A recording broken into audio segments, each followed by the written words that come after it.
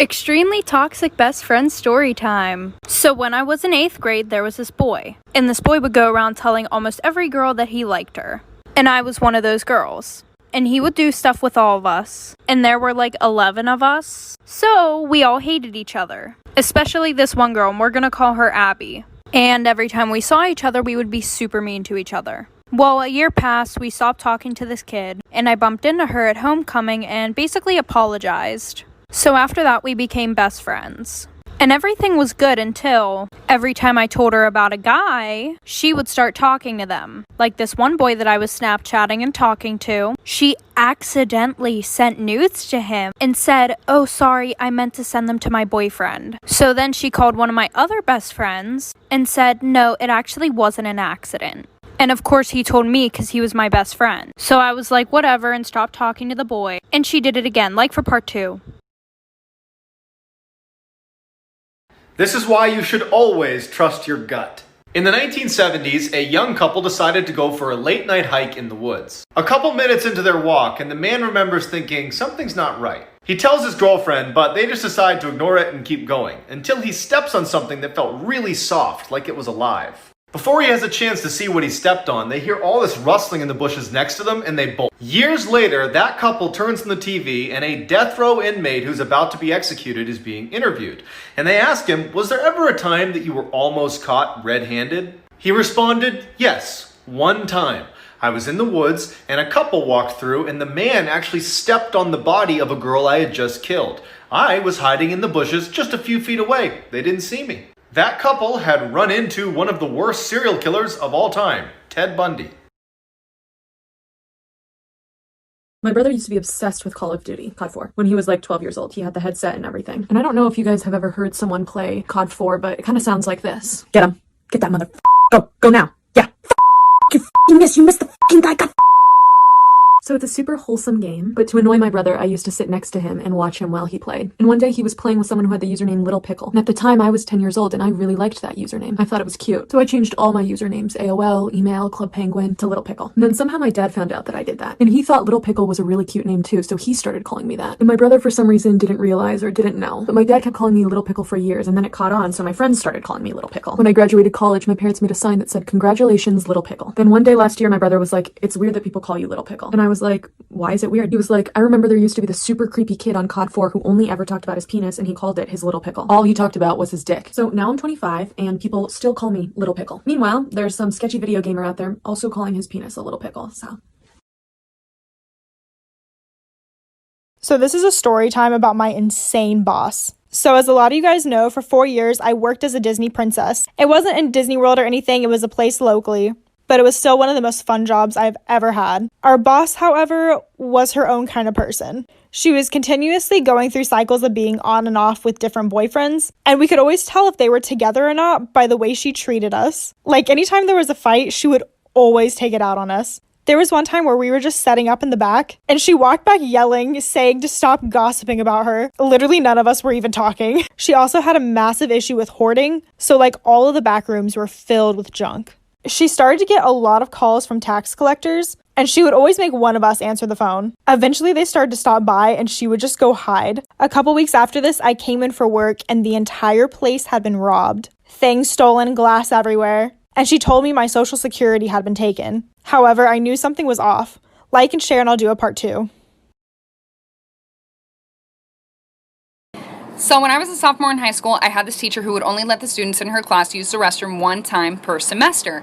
Well, one day I raised my hand and I was like, "Excuse me," I don't remember her name, "can I please use the restroom?" And she was like, "No, you can't, because you've already used the restroom in my class this semester." Well, excuse me, you can't dictate my bladder. So I'm like all frustrated, and I started secretly texting my mom because I wasn't allowed to use my phone in class. And I was like, "Mom, I'm sitting in class right now, my teacher won't let me use the restroom." And she was like, "I'll take care of it for you." And I was like, "Okay." So like 5 minutes goes by, and all of a sudden my teacher's phone starts ringing, and she walks up to it and answers it, and she's like, "Hello?" "Yeah. Okay, thank you." And then she walks up to me like so angry, and she like slams the pass on my desk, and she was like, "Since you have to go that bad." And I was like, "Yeah, I really do, thanks. And I got up and left. I didn't even have to go to the bathroom. It was just the principle of it. I just roamed the halls.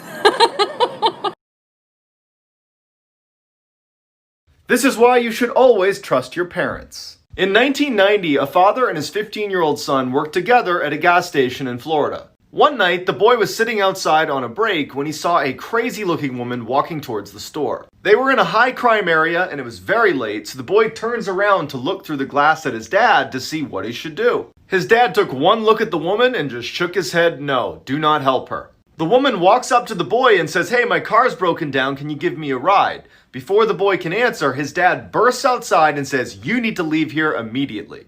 Angrily, the woman turns and leaves, cussing them both out the whole way. 1 year later, the boy's in his room at home when his dad calls from the other room and says, "You gotta come in here and look at the TV." On the screen was the same woman from the gas station. Better known as Eileen Warnos, she was a serial killer who used to pick up her male victims at gas stations in Florida. She was later put to death.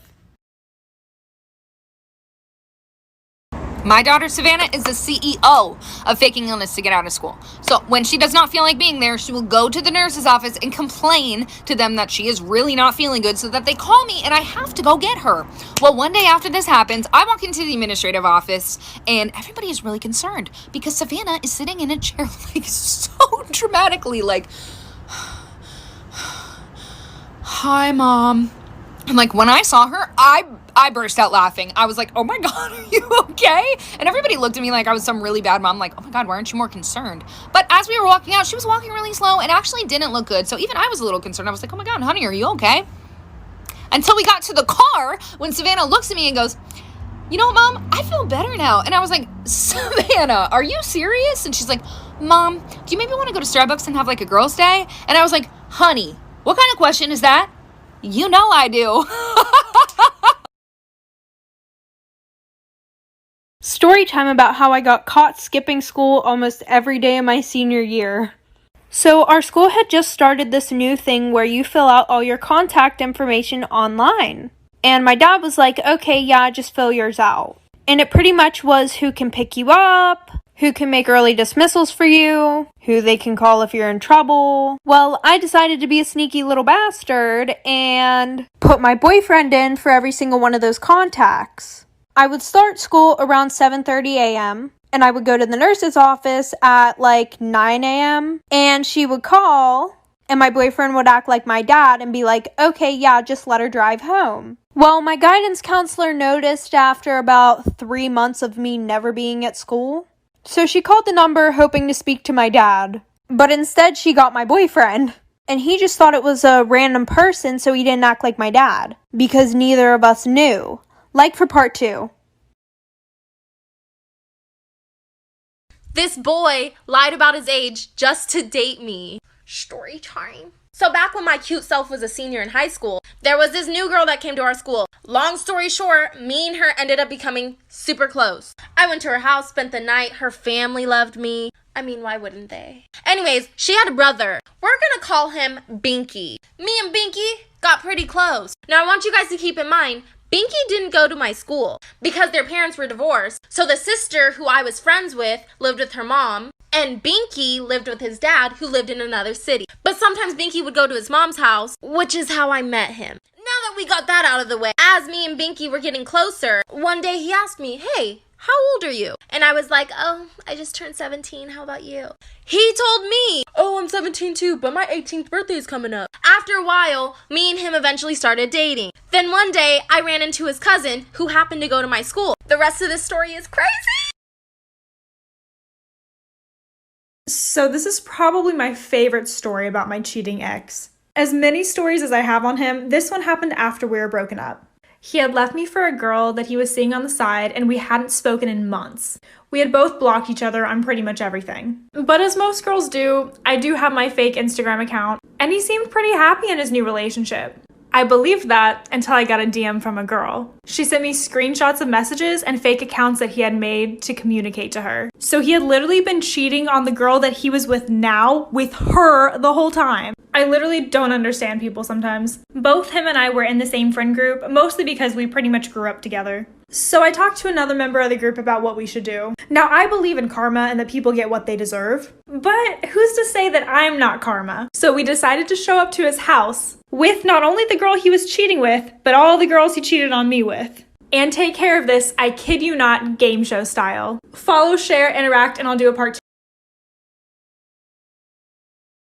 This is why you should never lick envelopes unless you want, well, you'll see. A woman in California who worked at the postal office dealt with tons of envelopes. Now, normally she used a wet sponge to wet them, but she ran out of the water, so she decided to lick a couple envelopes to get them closed. In the process of licking it, she ended up cutting her tongue. She didn't think anything of it until about a week later when she noticed a huge lump forming on the side of her tongue. The doctor took a look at it and said, "We need to do surgery and get this thing out of here." The doctor started to incise the lesion out, but then he noticed something crazy. Out from the hole came a live cockroach. It turns out that the envelope had cockroach eggs on it, and when she cut her tongue, the eggs went into her tongue and started forming into live cockroaches. I don't know about you, but I'm never licking envelopes again. So this is the story about a time I dated a sociopath. I went to a friend of mine's birthday party and met this guy. He was really cute, we made great conversation, and he also had a job at a really well-known store. However, I was flirting with his friend a lot more, which I think actually is what attracted him to me. With each bar we went to, he kept trying to get closer and closer to me. And by the end of the night, he asked for my number. I said sure, and a few days later, he called me and asked me out on a date. We decided to go for a hike, and this is where the weird interactions start. He brought up the fact that I'm going into counseling, and that's what attracted him to me because he feels like no one can figure him out. He talked about how sales is the best job for him because he can always temporarily put on masks for people and be whatever a person wants him to be. But it only lasts for so long. He could never keep a relationship for more than 3 months. He said he couldn't keep up the act of what the other girls wanted him to be. Not long after this, I got a call from his cousin who I'd never spoken to before telling me to get out. Follow, share, and I'll do a part 2. This is a crazy story time of when I used to work at Tilly's, so buckle up. This middle-aged mom walks in the store, right? And she just starts walking around the men's section and literally just grabbing everything she sees. I mean, she's not even looking at the sizes. So we thought that was weird, so we went up and asked her if she needs any help, and of course she said no. Then she decides that she wants to try everything on. So I unlocked a room for her, and then I told her that she can only have 7 at a time, and she literally had a million things, and she just ran in, shut the door, and cut me off. So we started to get suspicious, so I started talking over my little headset thingy and telling the people around the store what's going on. We knocked on the door like 3 times asking if she needed help or needed any other sizes, and of course she just said no again. Then she comes barging out and literally runs to the front door and just leaves. So I walk in to see, and there's literally a bloody tampon on the floor. 2 days later, she comes back to the store. In high school, I had a friend who lived in this old, small apartment building. And on the first floor was this old guy named Dave who had apparently lived in the building forever. And no one really knew what Dave's deal was. The only time people saw him is when he walked outside to walk his tiny dog. But other than that, he never left his apartment. He had a nephew who delivered him groceries once a week. My friend just assumed that Dave was too old or had some sort of sickness that prevented him from leaving the house. One day, my friend was coming home from school and Dave's nephew was leaving the apartment building. And my friend is really sweet, so she was like, "Hey, I know Dave sometimes has troubles getting out of the house, so if you ever need me to go over there and bring him something, let me know. I'm always happy to help." And the nephew looked really shocked and terrified. He was like, "No, you should never go over to Dave's ever." And then he got really awkward and he was like, "Okay, gotta go, bye." And then a few weeks later, my friend was coming home from a Halloween party late at night. And when she got inside her apartment building, Dave's door on the first floor was wide open and it was pitch black inside his apartment. But then she heard something behind her.